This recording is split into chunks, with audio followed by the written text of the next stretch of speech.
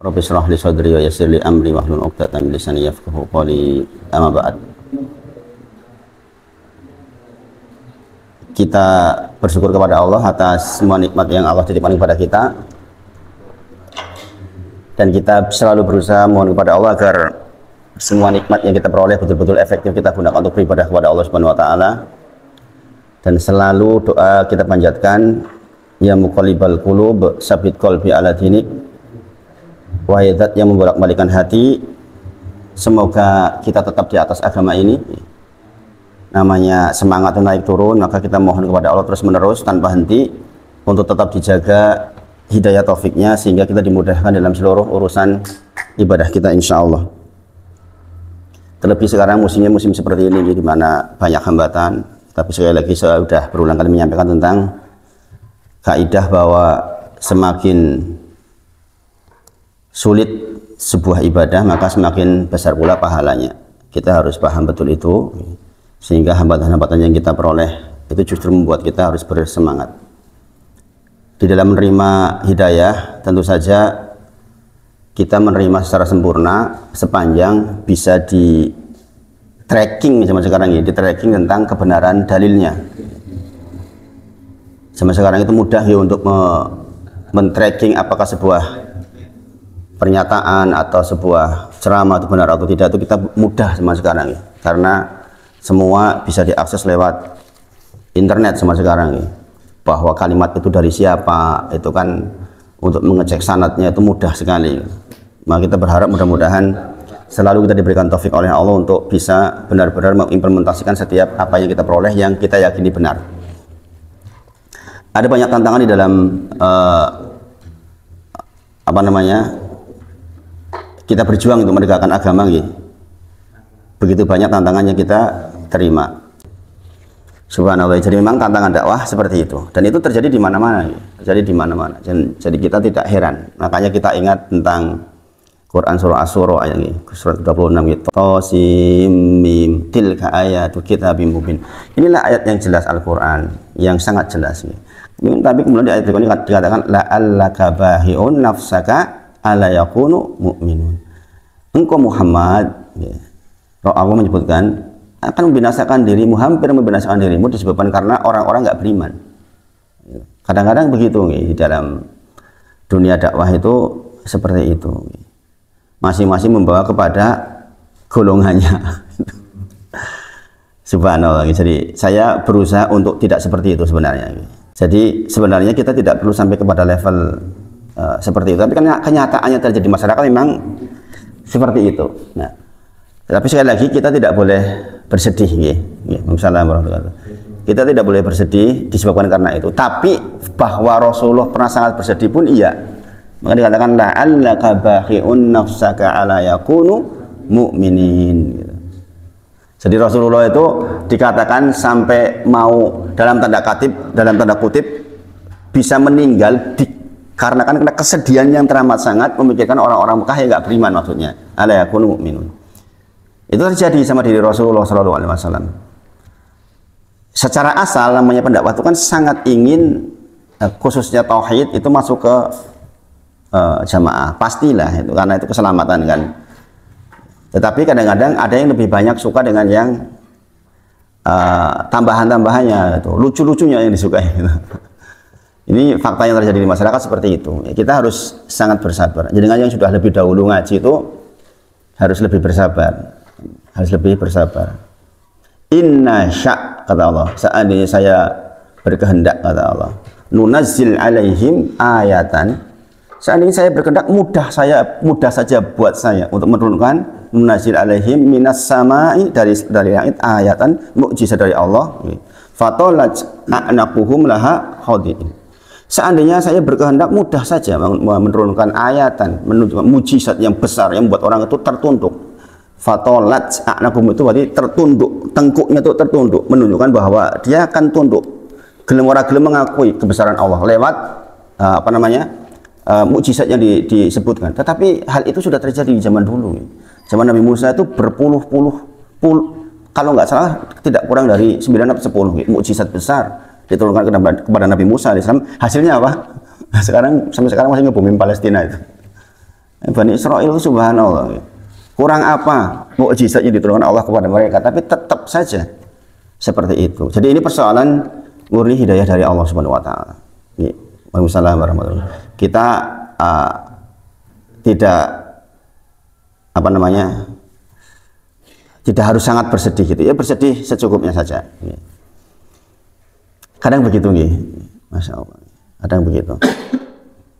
Kita digolong-golongan, padahal kita tidak bermaksud untuk menggolongkan Islam, ya Islam secara keseluruhan. Mau Salafi, mau Muhammadiyah, mau ini sebenarnya pada asalnya kan dia ingin mendekat kepada Allah Subhanahu wa taala.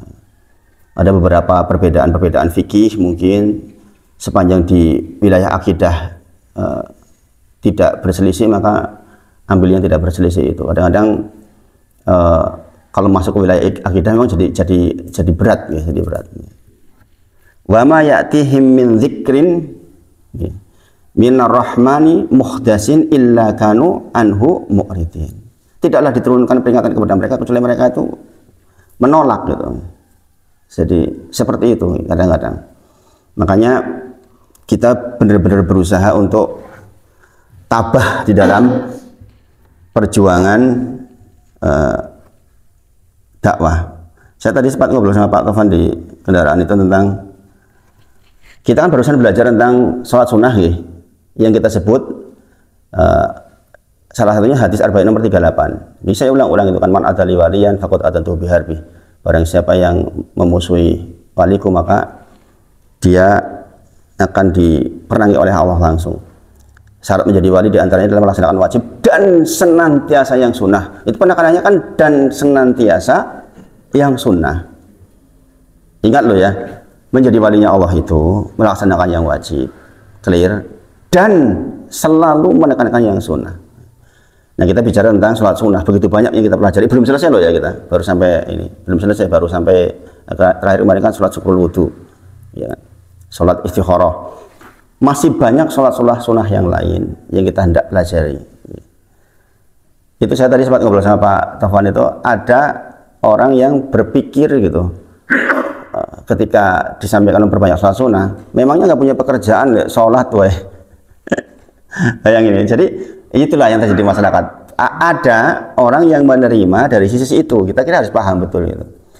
Saya sebagai pendakwah ya sangat memahami, karena kalau belum dipraktekkan semuanya masih di awang-awang. Kalau belum praktek ya nggak akan bisa merasakan. Tapi seorang pendakwah kan insya Allah sudah praktek, sehingga tahu betul bahwa bahkan 100 pun bisa kurang. Istri saya nanya ke saya, ayah kok sering sholat 2 rakaat bunyi? Saya jahar, nggak keras banget, tapi saya jahar. Kok nggak pakai suratan gitu? Sering nggak gitu? Saya sering sholat 2 rakaat tanpa iftitah, langsung masuk ke Al-Fatihah, kemudian tanpa suratan. Kenapa? Saya ingin concern sebenarnya di situ. Dan Rasulullah sekali waktu sering lakukan itu, apalagi kalau di sholat pertama. Sholat malam pertama Rasulullah itu jarang sekali pakai yang sunnah, langsung masuk ke a'udzubillahi minasyaitonirrajim, bismillahirrahmanirrahim, kemudian suratul Fatihah, kemudian semua rukun dilakukan. Sudah, sebenarnya Rasulullah sudah contohkan bahwa kita memang menuju kepada konsentrasi penuh itu memang butuh antara gitu. Nah saya seringkali lakukan itu dan kadang-kadang 4 rakaat pertama itu kadang-kadang begitu.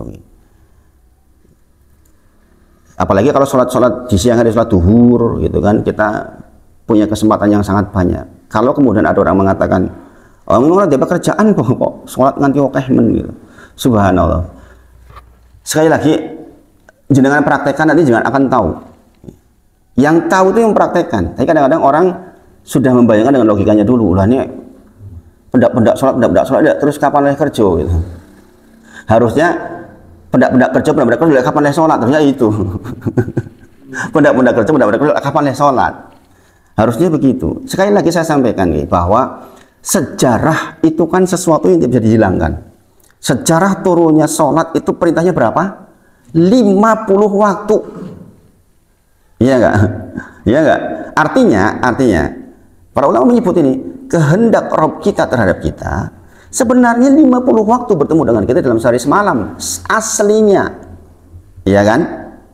Ya, tentu saja Allah menentukan seperti itu kan bukan tanpa hikmah, ya kan? Ngopo-ngopo nih saya memang tanpa hikmah langsung 5 waktu kan begitu harusnya. Kenyataannya kan tidak begitu. Kenyataannya Rasul diperintahkan untuk 50 dan Rasulullah terima itu. Jangan jenengan pikir nggak terima. Rasulullah terima turun kan, hanya karena kemudian ketemu sama Musa alaihissalam diperingatkan, sesungguhnya umatmu nggak bakal kuat. Mau umat kue ora kuat, kurang dari itu. Minta keringanan, akhirnya jadi 5 seperti kita pahami sekarang. Yang 5 itu bernilai 50 waktu, ya kan? Setiap satu waktu dilaksanakan bernilai 10 waktu. Tetapi kemudian kita baca referensi hadis-hadis terkait dengan waliullah, ya kan? Yang bahkan orang rela pergi jauh untuk mendekat kepadanya, kan begitu. Sekarang orang sholawatan adu-adu gelem dan mereka mendekati walinya Allah katanya. Bahkan saya kemarin lihat nih salah satu ceramah seorang akhwat nih, katanya dia sekolahnya di salah satu universitas Islam lah. Kemudian kesini dalam rangka apa? Gitu. Dalam rangka ingin melihat Habib, gitu, subhanallah. Terus tujuannya melihat Habib, biar saya dinikahi sama Habib, subhanallah. Sedemikian kedudukan yang dianggap wali, sehingga ada seorang akhwat yang rela menyerahkan dirinya begitu di tengah-tengah umum itu. Gimana coba? Artinya ya kita pahami, masyarakat kita berarti menilai seorang wali itu memang luar biasa. Dan ketahuilah, kita belajar bersama bahwa walinya Allah itu secara bahasa kita tahu wali itu dekat, ya kan? Dekat dengan Allah. Ya, orang dekat dengan Allah itu tentu saja ada fasilitas-fasilitas yang Allah berikan, sebagaimana kita pelajari dalam hadisnya bahwa nanti kita akan melihat hanya apa yang dilihat oleh Allah, maksudnya yang diizinkan oleh Allah. Kita bergerak atas gerakan yang diizinkan oleh Allah, kita sama-sama tahu itu. Dan kita tahu bahwa di dalam Quran Yunus itu disebutkan bahwa mereka adalah alladzina amanu wa kanu yattaqun. Ada orang-orang yang senantiasa beriman dan senantiasa bertakwa. Berarti bukan orang yang kemudian menjadi jauh di awang-awang, yang kemudian disubyo-subyo karena itu. Nah, apa yang ditekan itu sunnah, persoalan sunnah. Persoalan sunnah ini terus terang saya menyampaikan dengan karena barusan ngobrol di mobil tadi dengan Pak Taufan bahwa ada dua orang jamaah ngobrol ini sholat nanti 50 rakaat itu apa yo no waktu nih gitu. Lah kita duhur aja itu udah 20 rakaat. Saya duhur kan minimal 16 itu udah menjadi paket, itu nggak butuh waktu banyak sekali kan. Kita membaca ayat yang kalau jangan mau baca suratan, baca ayat yang pendek, ya kan? Pendek tapi dimaknai. 2 ayat dimaknai. Itu kan masya Allah. Jadi kan sedang menghafal nih satu halaman. Rata-rata misalnya 8 ayat dalam satu halaman itu sudah dapat berapa itu? Sudah dapat minimal 4 rakaat loh. Ya kan? Saya kalau baca satu halaman di dalam salat sunnah itu bisa 4 rakaat, 4 rakaat. Ya 4 rakaat tapi dimaknai itu kan masya Allah gitu. Dan itu nggak butuh waktu lama gitu. Sementara sisi lain gitu, kadang orang tidak mempertanyakan tentang lah koyo di pekerjaan padahal nontonnya oke banget. Dia masih bisa nonton ini, bisa nonton itu gitu. Sehingga saya katakan sekali lagi ini masalah dipraktekkan. Jadi jangan sampai terjadi di jenengan gitu. Jenengan mendapatkan tentang informasi bahwa sholat sunnahnya Imam Ahmad 100 rakaat. Imam besar loh ini. Orang nggak punya kerjaan kan Imam Ahmad. Imam Ahmad itu punya pekerjaan yang sangat sibuk. Tapi dia dalam kondisi sakit saja 100 rakaat. Gitu. Sebagian jemaah sudah praktek ya 100 rakaat sampaikan ke saya. Gitu. Dan mereka merasakan nikmatnya itu. Gitu. Dan saya yakin sekali nih, karena dalilnya sahih. Barang siapa yang biasakan dengan yang sunnah, maka Allah akan mencintainya. Faida ahbabtuhu, dan ketika Allah mencintainya, maka pandangan matanya, pendengarannya seluruhnya dipandu oleh Allah Subhanahu wa taala. Nah, itu loh puncak kenikmatan, jadi kenikmatan kan ketika dia sudah merasakan itu. Belum melaksanakan saja belum, kemudian sudah dilogika dengan logika hitung-hitungan, ya repot gitu. Repot. Maka sekali lagi saya mohon jenengan betul-betul kita meningkat nih, meningkat kualitas ibadah kita secara kuantitas dan secara kualitas. Yang kita pelajari kan secara kualitas meningkat, tapi secara kuantitas hitung-hitungannya juga harus meningkat. Tidak bisa tidak gitu. Yang berarti ada porsi hal yang tidak bermanfaat yang dikurangi. Saya yakin sebenarnya masih banyak orang yang membuang waktu dengan sia-sia kok. Mungkin sebagian jenengan sudah efektif seperti Mas Yudi yang harus bekerja, tapi saya yakin tetap bisa di sela-sela waktu untuk memperbanyak yang sunnah. Tentu saja yang sunnah bukan hanya sholat, banyak sekali sunnah-sunnah yang lain. Termasuk doa, Pak Pak Taufan, termasuk memperbanyak menghafal doa, misalnya di doa zikir pagi zikir petang itu kan sunnah-sunnah besar yang harus kita mulai praktekkan. Dan sebenarnya tidak harus hafal Pak Taufan, dibaca pun silahkan. Banyak bapak ibu yang kalau baca zikir pagi zikir petang ya baca, nggak masalah itu. Adapun hafal itu bonus. Zikir pagi zikir petang karena saking seringnya dibaca kan otomatis hafal. Mbok jenengan nanti kalau sudah biasa zikir pagi zikir petang yuk apal dewe otomatis. Jangan sampai terbebani dengan karena sebagian orang juga susah banget menghafal gitu. Sebagian orang susah banget menghafal. Wapal ora apal-apal. Ngapal ini hilang. Pak Marlan cerita, ngapal ayat ini hilang, ngapal ini hilang gitu. Yes, moco nggak apa-apa. Apalagi sekarang itu bacaan subhanallah ya. Kitab itu sudah ada di gadget kita, nah, tinggal buka, dikir pagi, dikir petang, sono aplikasinya. Gila mau gitu. Dikir pagi, dikir petang, aplikasinya ada. Ya kan? Tinggal download, tinggal dibaca.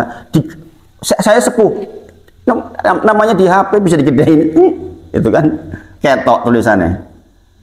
Jadi masya Allah zaman sekarang itu sudah dimudahkan. Maka sekali lagi, monggo kita upayakan ya apa-apa yang sudah kita pelajari terimplementasikan. Tumpuk-tumpukan dalam satu waktu nggak masalah gitu. Dalam satu waktu dengan sholat sunnah, kemudian dengan habis itu berdoa, itu berarti kan menumpuk ibadah dalam satu waktu, itu banyak sekali manfaat yang kita apalagi yang kita cari kalau sudah mulai menuju tua. Apalagi waktu kita tuh sebagian kita mungkin nggak akan 30 tahun lagi di dunia. Saya tuh kayaknya orang nanti 30 tahun ini sekarang 50 ya dikasih 20 tahun lagi aja masya Allah. 70 berarti bapak saya cuma 68. Ya enggak, bapak saya cuma 68. Pak Marlan ketok ya orang 20 tahun menit katanya ya orang Pak Marlan. Kayaknya kalau 20 tahun lagi kayaknya ya enggak di dunia. Ya mau pola banyak kita orang beda-beda Pak ya. Saya Pak kalau gitu. Mau pola banyak dan boleh. Ya itu kan soal lain.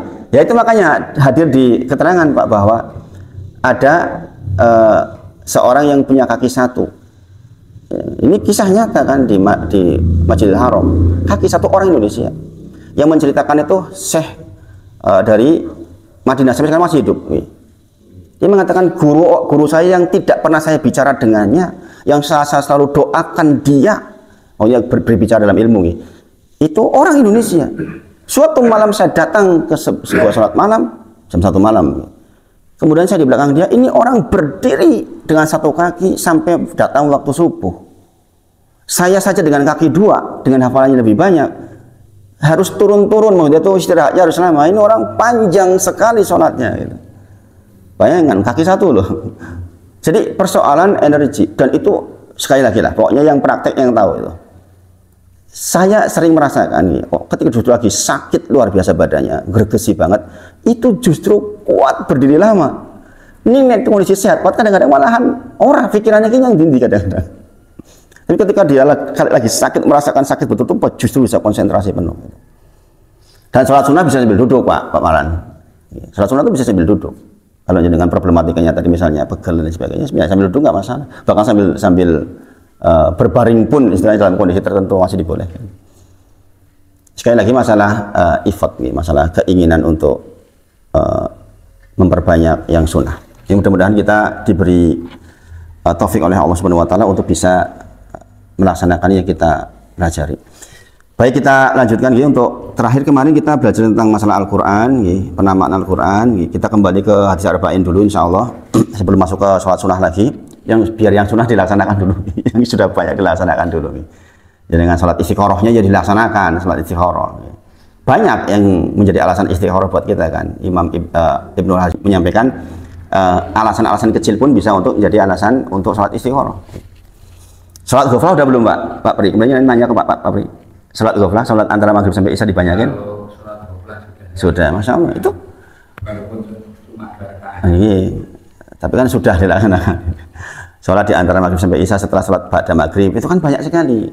Saya kalau malam, saya ceritakan ke saya kalau malam Selasa, karena saya momennya bisanya malam Selasa yang saya longgar. Saya ngimam di Masjid Al Yakin yang putranya Pak Eko belajar masih belajar di sana. Saya kalau dari sana jadwal imam di sana maghrib isya subuh. Maka saya menyengajakan pokoknya maghrib sampai isya saya di situ. Disitulah saya mempraktikkan sholat antara maghrib dengan isya. 20 rakaat itu mesti dapat. Saya baca suratan loh itu. Saya baca beberapa halaman hafalan yang sedang saya hafal, saya baca itu. Dapat 20 rakaat. Kadang-kadang bisa lebih malahan. Jadi sebenarnya itu masalah apa? Orang cuma-cuma masalah willy, masalah keinginan, masalah dicoba, dicoba. Enggak setiap hari tentu saja, enggak setiap hari karena ada ceramah maghrib sampai isya. Tapi di waktu itu saya karena memang kesempatannya waktu ya saya gunakan kesempatan betul itu untuk seperti itu. Dan ternyata saya ada temannya di situ itu. Jadi kalau kita bicara tentang saya praktek seminggu sekali, ya kadang 2 kali lah. Itu ada orang yang tiap hari itu begitu, pada maghrib sampai isya sholat terus. Kadang-kadang nyekel HP, kadang-kadang petang rakaat, 6 rakaat. Nggak tahu baca apa, saya nggak tahu apa, nambah hafal bagaimana. Berdiri lagi, subhanallah. Ada orang-orang seperti itu. Jadi kalian bisa lah coba lihat aja kalau sekali waktu orang-orang seperti itu ada. Masya Allah. Kemarin terakhir untuk hadis arba'in nomor 15 ini tentang man kana yu'minu billahi wal yawmil akhir falyaqul khairan aw liyasmut. Kemudian man kana yu'minu billahi wal yawmil akhir falyukrim jarahu. Man kana yu'minu billahi wal yawmil akhir falyukrim dhaifahu. Oke. Kalau nggak salah kita masalah lisan sudah belum? Tentang berbuat baik sama tetangga udah belum? Belum? Apa sudah, Bu? Belum. Baik, sekarang ada subjudul untuk membahas sarah dari hadis itu. Judulnya itu jangan jadikan lisan sebagai panglima. Itu untuk yang bagian pertama. Man kana yu'minu billahi wal yawmil akhir falyaqul khairan aw liyasmut. Kita kemarin sudah singgung sedikit bahwa ada orang berkata-kata layatakallam, kemudian dia tanpa difikir sama sekali kata-katanya yang membuat dia masuk neraka jahanam yang jauhnya bainal masyriqi wal maghrib, ya kan, gara-gara lisan. Kemudian juga ada hadis bahwa aksaru khotoya bani adam filisanihi, ternyata yang paling banyak memproduksi dosa di bani adam itu adalah lisannya. Ini juga menjadi perhatian buat kita. Makanya di sini dikatakan judulnya itu jangan jadikan lisan sebagai panglima. Ini salah satu sarah hadis ini. Jadi ada beberapa sarah tentu saja. Ini salah satu sarah yang menurut saya cukup menarik. Beliau mengambil tentang perkataan Abdullah bin Mas'ud atau Abu Abdurrahman yang sedang bertalbiyah, labbaik Allahumma labbaik, di sebuah bukit. Kemudian dia tiba-tiba berkata kepada dirinya sendiri, wahai lisan, berkatalah yang baik, niscaya engkau akan memperoleh kebaikan, atau diamlah, niscaya engkau akan selamat sebelum engkau menyesal. Jadi kalimatnya jelas sekali ini. Ini padahal orang sedang bertalbiyah saja dia masih ingat, wahai lisan, diamlah, ya, wahai lisan, berkata yang baik, maka engkau akan mendapatkan kebaikan. Wahai lisan, diamlah, maka engkau akan selamat dan tidak menyesal. Begitu banyak orang yang menyesal gara-gara kalimat keperucut keluar, kemudian menyakiti orang lain atau berakibat sangat fatal. Dan sekarang di YouTube sering ada orang-orang yang istilahnya itu apa, tangan matre minta maaf gara-gara lisan, gara-gara memaki dan lain sebagainya. Kemudian ada seorang yang mendengar kalimatnya Abdullah bin Mas'ud ini. Mereka bertanya, wahai Abu Abdurrahman, apakah ini ucapanmu sendiri atau ucapan yang pernah engkau dengar? Nah ini penting. Bahkan di kalangan para sahabat sendiri men-tracking zaman sekarang men-tracking kebenaran kalimat itu dari yang bersangkutan saja atau dari Rasulullah itu menjadi sangat penting. Jangan boleh sangat terbuka. Apalagi saya rekamkan kalimat yang saya ucapkan ini, jangan kan bisa di tracking. Ini omongan Ustadz Wahid tok opo berdalil, itu kan ketahuan oleh zaman sekarang. Gini bang, orang yang cuma bicara tanpa dalil dengan dalil itu kan kelihatan oleh zaman sekarang itu. Maka zaman dulu pun sama. Ditanyakan kepada Abdullah bin Mas'ud, "Iki kondo-kondo ommu dhewe, opo kowe pernah krungu?" Maksudnya pernah krungu dari Rasulullah maksudnya.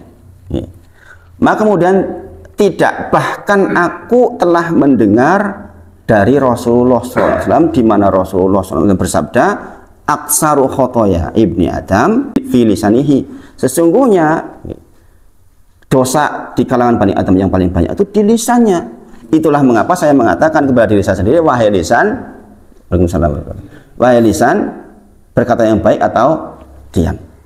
Nah, ini menjadi panduan untuk mensyarah bahwa jangan sampai jadikan lisan sebagai panglima di dalam menyelesaikan segala sesuatu itu, karena ada hal-hal yang terkait dengan ilmu yang meliputinya. An Abi Hurairah radhiyallahu anhu qala su'ila Rasulullah sallallahu alaihi wasallam an aksari ma yudkhiluna sal jannah. Ditanyakan pada Rasulullah apa yang membuat orang banyak sekali masuk surga? Apa yang membuat Bani Adam masuk surga dalam jumlah yang banyak? Dikatakan taqwa Allah wa husnul khuluq, takwa kepada Allah dan akhlak yang mulia.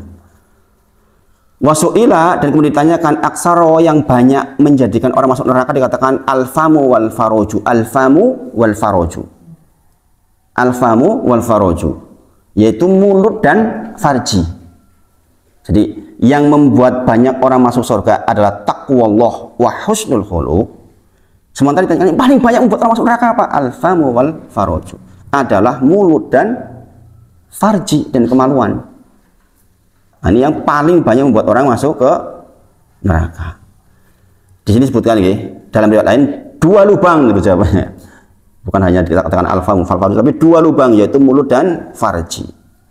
Nah, ini yang paling banyak membuat orang masuk ke neraka jahanam.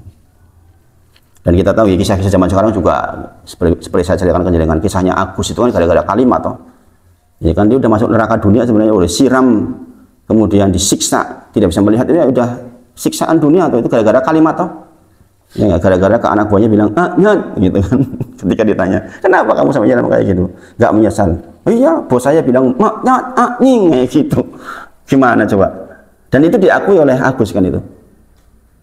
Subhanallah. Gara-gara kalimat dia menjadi tidak bisa melihat. Dan saya pernah ceritakan dengan saya pernah ngekos dulu sebelum nikah tuh, ngekos di daerah Jalan Magelang, yang di situ ada pengusaha bakpia terkenal dulu itu di jalan, bukan Jalan Magelang, jalan timur Jalan Magelang itu apa Pak kok? Jalan Mojali itu kan. Itu kan dulu saya pernah ngekos di situ itu. Itu ada bos makanan apa namanya itu? Bakpia itu cukup terkenal waktu itu, yang rame gitu. Karyawannya kalau nggak salah sampai 39-an orang waktu itu. Itu dianiaya gara katanya itu sering dibentak-bentak. Jadi kalimat itu memang mengerikan ya kalau kita nggak hati-hati. Bahkan sebelum di akhirat itu sudah dapat DP di dunia ya, kayak kasus disiram itu kan dapat siksa DP di dunia itu kan. Bukan fee putri Pak. Dia down payment maksudnya. Down payment gitu. Itu. Masya Allah ya. Jadi kita harus sangat hati-hati. Nah, di sini sebutkan ya. Kenapa alfamu wal faroju? Karena dari lisan inilah muncul kedustaan. Kita tahu ya, hukum berdosa dalam agama itu seperti apa, ya kan, resikonya sangat besar. Atau bersumpah palsu, ya kan, itu dari lisan kita. Atau mencaci maki, nah, ini juga yang sering kita mencela, mengutuk, berkata-kata keji, mengejek, atau berfatwa tanpa dalil. Subhanallah. Berdakwah kepada kesesatan. Ada nggak yang berdakwah kepada kesesatan? Ada, banyak. Banyak, pengikutnya juga banyak. Melakukan fitnah, kemudian menghibah dan lain sebagainya yang semisal itu di dalam persoalan dosa lisan. Dan di zaman sekarang, di sini tekankan ini jadi yang menulis sarahnya orang kontemporer berarti. Namun di masa sekarang ini dosa lisan banyak juga yang dituangkan dalam bentuk tulisan dan buku-buku. Sehingga efeknya tuh lebih besar. Kalau lisan ke seseorang langsung aja ketemu satu orang, tapi kalau buku atau dalam bentuk sesuatu yang terkodifikasi, itu pengaruhnya kepada suatu kaum, ya kan? Sebuah masyarakat terdeteksi melakukan kesesatan. Karena apa? Karena dia meyakini itu ada sesuatu yang dianggap benar. Oke, itu dari bentuk tulisan dan buku-buku. Subhanallah. Jadi lisan sekarang diwakili oleh tulisan. Jangan komentar kan dibaca semua orang. Apalagi kalau jual beli, kalau jual beli itu kan komentar mempengaruhi orang jadi beli atau tidak, ya kan? Sehingga ada orang yang membayar orang untuk membuat komentar di dalam akunnya yang baik-baik, gitu. Orang kan nggak percaya, wah ini baik nih tokonya ini, gitu kan? Yang tidak alami, yang dibuat pakai mesin, kan ada tuh yang seperti itu. Saya dulu belajar tentang itu, ketika saya belajar tentang mesin pencari itu kan kayak gitu. Namanya backlink, ya kan? Backlink itu link pendukung, bahwa oh ya menyiarkan link ini mengatakan itu baik, link ini mengatakan itu baik, kayak kan gitu dulu itu. Dan itu dipelajari, itu ada ilmunya, gitu. Backlink namanya. Gitu. Kemudian satu komunitas masyarakat bahkan bisa dipengaruhi oleh suatu keyakinan yang keliru. banyak toh ya daerah yang apa namanya itu, di tempat saya juga ada kan sholat idnya saja maju 4 hari gitu. Iya kan, itu padahal kalau kita mau lihat keluar kan ilmu itu ilmu yang umum banget kan, ya perbedaan mungkin Muhammadiyah sama pemerintah aja lah selisih sehari, tapi ada yang berdiri 4 hari sebelumnya itu. Bayangin aja tuh ya kan, dan diyakini terus menerus itu kan karena apa, karena ya itu sesuatu yang dikodifikasi. Jadi dari turun temurun ada bukunya, ada kitabnya itu. Ya, mengerikan nih. Wa inal abda la yatakallamu bil kalimah.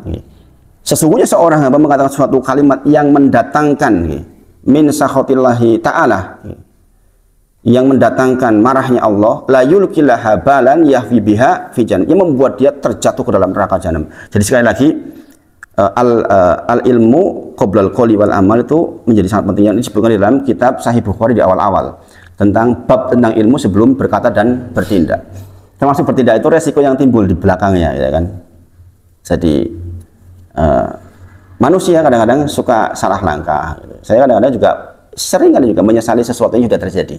Ya Allah, kok yo wingi koyo ngono to yo, nek ngerti koyo ngene. Ini itu bahasa menyesal kan gitu, bahasa menyesal. Sebenarnya kan tahu, kita sebenarnya bisa mengukur Pak akan hal-hal tentang sesuatu. Tapi kadang-kadang ya kita perlu mencoba sehingga tahu tentang reaksi yang timbul. Kita mencoba metode ini, ternyata reaksinya bermacam-macam. Berkata Syekh Muhammad bin Shalih Al-Utsaimin, ini ulama Saudi, maka waspadalah engkau wahai saudaraku dari hasil panenan ini. Maka waspadalah engkau wahai saudaraku dari hasil panenan ini. Panenan mana? Ini loh. Ini loh, panen dari ini nanti nih. Dan jagalah lisanmu. Barang siapa yang menjaga lisannya, hendaklah ia menjaga lisannya dari berdusta, menipu, berkata palsu, namimah, ghibah, dan semua yang dapat. Karena hasil panennya itu nyata banget untuk lisan itu. Ini dengan di yaumil akhir itu akan diukur tentang kalimat yang jenengan keluarkan. Dan jenengan akan panen hasilnya. Subhanallah. Menakutkan ya.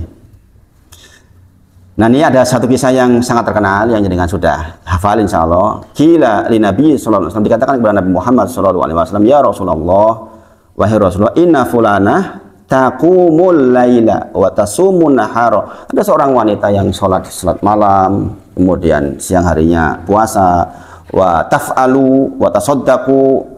Tetapi kemudian di akhir kata wa tu'dhi jirana bilisaniha, wa tu'dhi, tapi dia menyakiti jironaha, tetangganya, bilisaniha, dengan lisannya.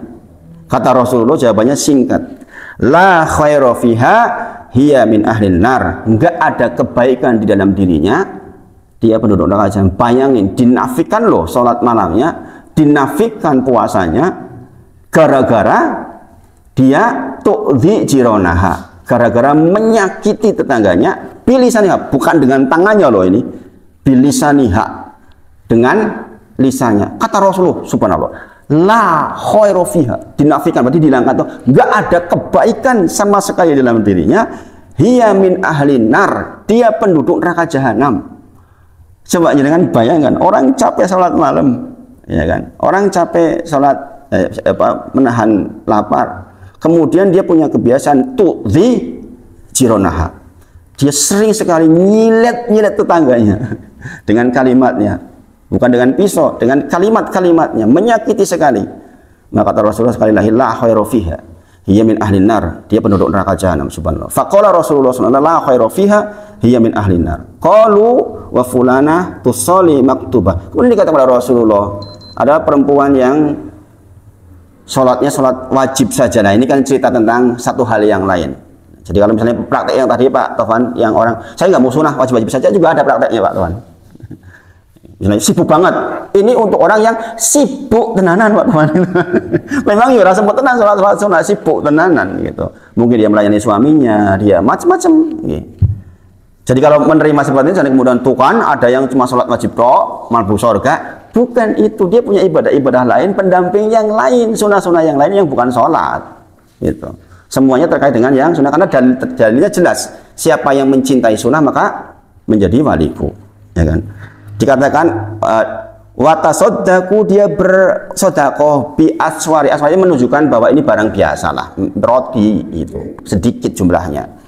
Wala tu'dhi jirona, tetapi dia nggak pernah menyakiti tetangganya sama sekali, nggak pernah menyakiti tetangganya sampai bilisaniha dengan lisannya. Maka dikatakan hiya min ahlil jannah, kata Rasulullah, dia penduduk surga. Bayangin, ini kan membandingkan adoh banget, wong rajin sholat wengi karo sing ora. Bayangin. Kemudian, nah ini yang namanya tingkatan di dalam amalan yang sering dibahas oleh para ulama. Karena waktu kita sedikit, maka pilih-pilihlah yang sangat berpotensi membuat kita punya kedudukan di surga tinggi. Itu maksudnya itu. Jenengan punya amalan 1, 2, 3, 4, 5, 6. Jenengan bisa nih, sama-sama bisa. Mana yang didahulukan, mana yang paling besar pahalanya itu. Itu. Jadi menimbang yang paling besar pahalanya itu kadang-kadang penting. Bukan bermaksud hitung-hitungan, tapi yang nggak masalah hitung-hitungan. Ada orang mengatakan ibadah kok hitung-hitungan men. Kalau Gusti Allah kok hitung-hitungan. Lah orang Gusti Allah yang perintahkan kepada kita untuk mengejar surga dan menjauhi neraka, kan begitu. Kadang-kadang orang-orang tasawuf mohon maaf kan kayak gitu. Allah, kuwi wong berarti ini orang-orang surga, orang neraka kalau ora gelem ibadah to kowe. Gitu. Kadang-kadang begitu ya, kita dipengaruhi. Pokoknya indah sekali. Saya ibadah karena Allah, ikhlas. Orang surga, non neraka tetap ibadah. Lihat wong ono surga, wong non neraka kok. Cepto ditawarkan gitu. Dan Allah sendiri yang perintahkan untuk mengejar itu gitu. Jadi jangan sampai kita bikin kaidah sendiri. Kemudian ucapan itu ada yang baik dan ada yang buruk. Kita sudah bahas kemarin jenis ucapan yang baik, yang buruk, dan yang mubah. Sudah kita bahas. Kemudian ketika kita ragu-ragu terhadap sebuah ucapan, pilihannya maka jangan berbicara. Jangan berbicara. Kemudian satu riwayat dikatakan qultu ya Rasulullah man najah. Maka kemudian dikatakan amsik alaika lisanak. Jadi apa itu yang namanya keselamatan? Man najah. Maka Rasulullah menyebutkan jagalah lisanmu atasmu, lapangkanlah rumahmu dan menangislah atas dosa-dosamu. Ini satu pembahasan yang lain.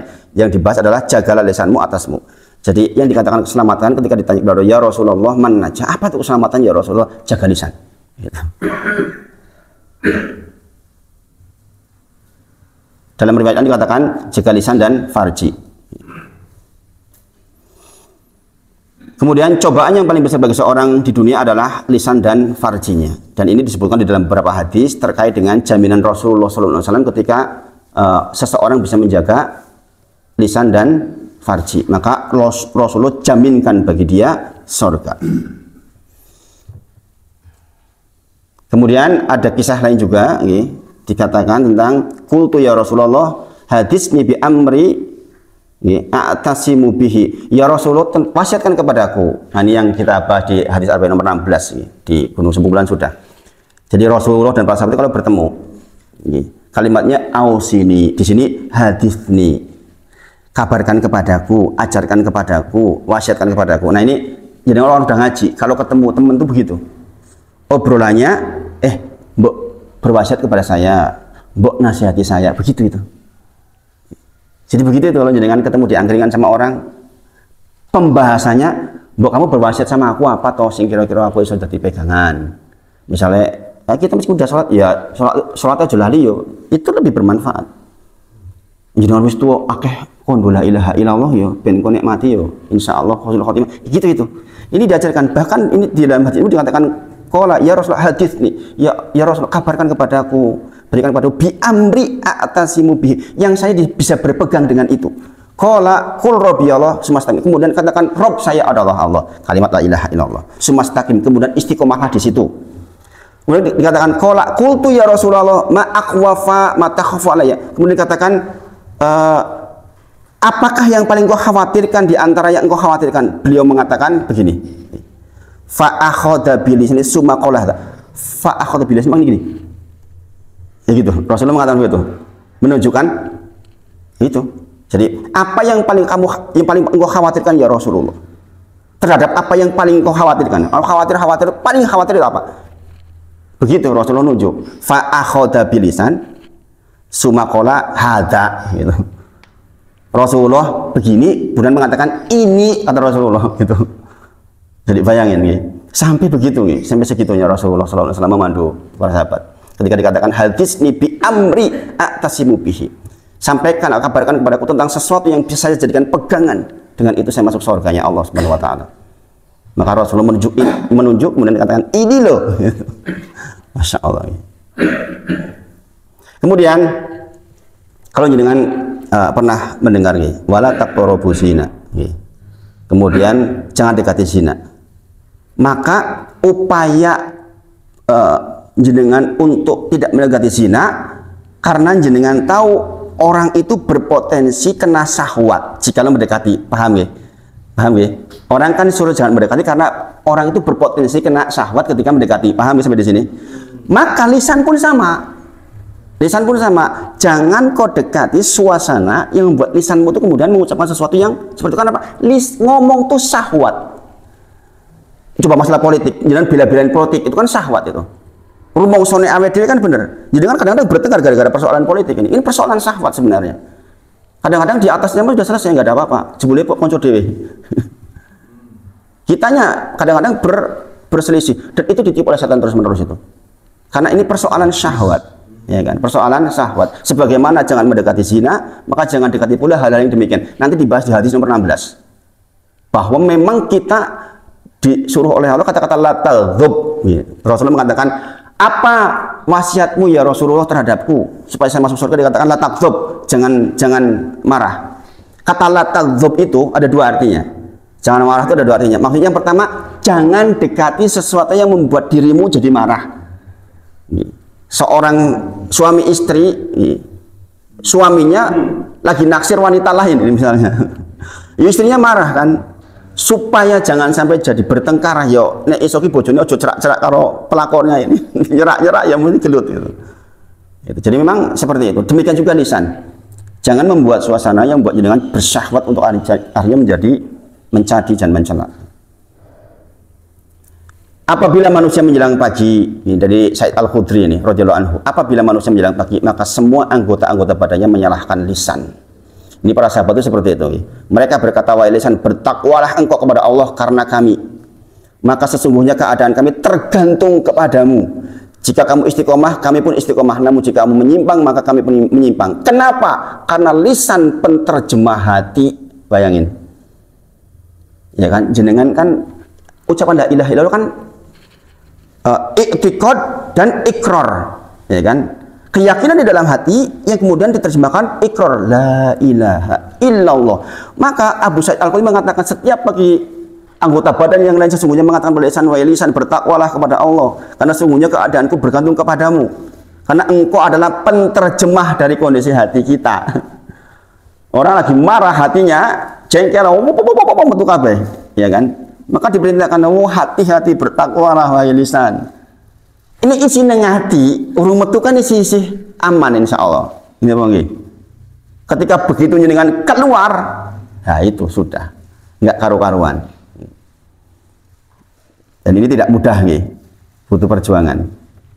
Dalam satu riwayat dikatakan, ibumu telah kehilanganmu wahai Mu'adz. Tidaklah manusia itu ditelungkupkan di dalam neraka atas wajah-wajah atau hidung-hidung mereka, melainkan hanyalah karena hasil dari lisan-lisan mereka.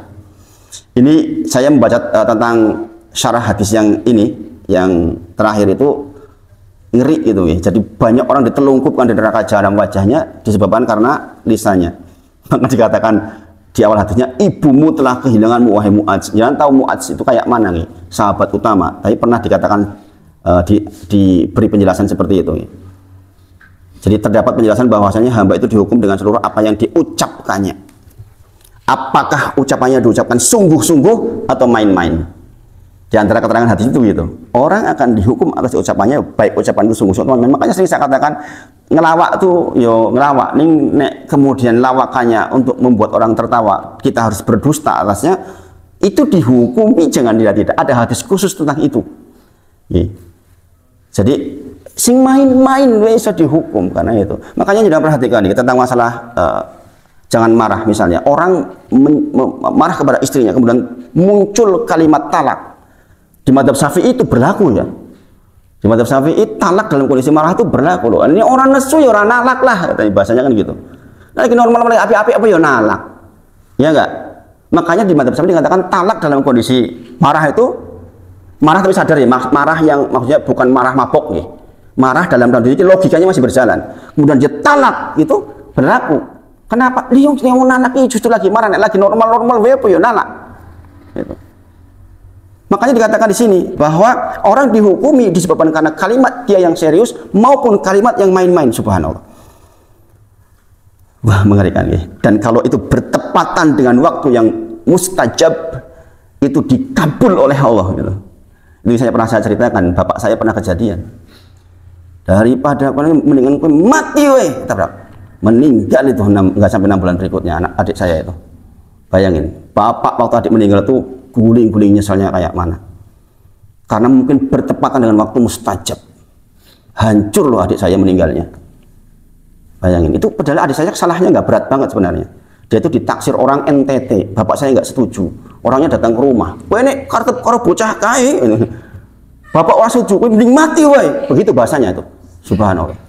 Dan betul-betul meninggal. Saya ceritakan penjenengan itu yang buat jalan dia hancur kepalanya tuh, hancur lebur. Karena bertepatan dengan waktu mustajab. Nangisnya kayak mana bapak itu? Wah, itu pas meninggal nangisnya. Ini guru-guru aku, guru dan sebagainya. Itu sadarnya lama tuh untuk menyesali dirinya, subhanallah. Jadi kadang-kadang begitu. Itu kan dalam kondisi marah. Dalam kondisi marah. Itu kalau pas kebetulan waktunya pas mustajab itu mengerikan sekali. Dan kita sebagai orang tua diuji begitu, subhanallah. Saya pernah ya melakukan seperti itu dan saya beristighfar banyak. Saya minta sama istri itu, yo, Mi, doamu lebih makbul daripada aku. Saya pernah mengatakan kalimat yang nggak bagus untuk anak-anak. Tolong dihapus dengan doa-doamu ya. Saya pun pernah ketika marah banget pernah mengucapkan kalimat yang sebenarnya nggak boleh secara syariat gitu, menyakiti anak maksudnya. Nah ini kita peringatan buat kita. Ini saya mendakwai diri sendiri sih, mendakwai diri sendiri sebenarnya gitu, untuk bisa mengendalikan hal itu. Di sini di garis tebal di highlight tentang berapa banyak engkau melihat orang yang mampu menjaga diri dari perbuatan keji, kezaliman, perbuatan zina dan sebagainya, tetapi lisannya mencela kehormatan orang lain. Bahkan orang lain itu sudah mati masih dicela. Tidak perlu sedikit pun tentang apa yang ia ucapkan. Jadi makanya sekali lagi ketika ditanya keselamatan ini kata Rasulullah. Kemudian la yadkhulul jannata man la ya'manu jaruhu, bahwa tidak masuk surga seseorang yang tetangganya tidak merasa aman dari kejahatan-kejahatannya. Di antaranya dalam keterangan maksudnya kejahatan lisannya. Jadi ancamannya mengerikan sekali ini. Al muslimu man salimal muslimuna min lisanihi. Seorang muslim adalah yang muslim lain selamat dari lisannya, wa yadihi, dan dari perbuatan tangannya. Wal muhajiru man hajaro mana hawa anhu. Kemudian orang yang berhijrah adalah orang yang meninggalkan apa-apa yang Allah larang. Jadi dikatakan muslim adalah orang yang muslim yang lain selamat dari lisan dan perbuatannya. Ini beberapa keterangan terkait dengan lisan. Kemudian terakhir, wahai Aisyah, kata Rasulullah, sesungguhnya sejelek-jelek kedudukan manusia di sisi Allah adalah orang yang ditinggalkan atau dijauhi oleh manusia karena takut akan kekejiannya. Di antaranya adalah kejinya lisan. Sejelek-jelek manusia yang punya kedudukan di sisi Allah, di antaranya adalah yang ditinggalkan oleh orang-orang disebabkan karena kejelekan-kejelekannya, di antara kejelekan lisannya. Dan ini banyak terjadi bahkan di tokoh-tokoh. Saya pergi dari sebuah masjid gara-gara lisan. Saya berhenti aktif di sebuah masjid gara-gara lisan. Gara-gara lisan saya ngalah karena beliau adalah seorang tokoh di masyarakat. Kalimatnya menyakitkan sekali, saya izin. Ya sudahlah, saya izin daripada bertengkar. Gara-gara lisan, bukan gara-gara dipukul saya pergi dari situ, tapi gara-gara lisan. Mudah-mudahan ini menjadi pengingat buat kita semua, dan kita diberi taufik oleh Allah. Pokoknya kalau dapat ilmu coba dulu, praktekkan dulu, jangan hitung-hitungan dulu secara logika, karena kalau belum praktek nggak akan tahu. Mudah-mudahan Allah berkahi kita semua. Kita tutup dengan kafaratul majelis. Subhanakallahumma wa bihamdika, asyhadu an la ilaha illa anta, astaghfiruka wa atubu ilaik. Wa akhiru da'wana alhamdulillahirabbil alamin. Assalamualaikum warahmatullahi wabarakatuh.